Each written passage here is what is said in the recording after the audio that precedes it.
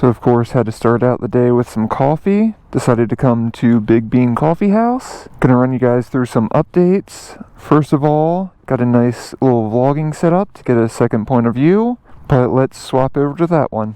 So this week has been a struggle, almost wanting to give up on YouTube, but I'm not going to do that to you guys. I have been trying to film the giveaway. It has been raining every day this week or been soaked out still. This is the first day I've been able to get out, and it's Thursday.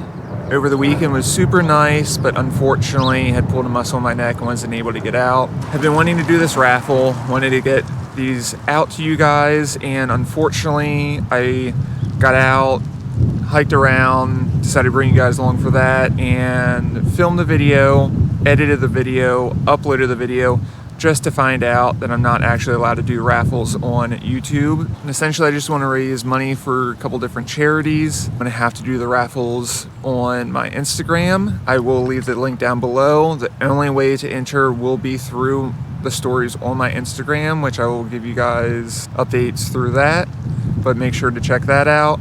So for now, I'm gonna sit here and enjoy my coffee. Afterwards, we'll do a loop through Annapolis and see if I can find any new spots.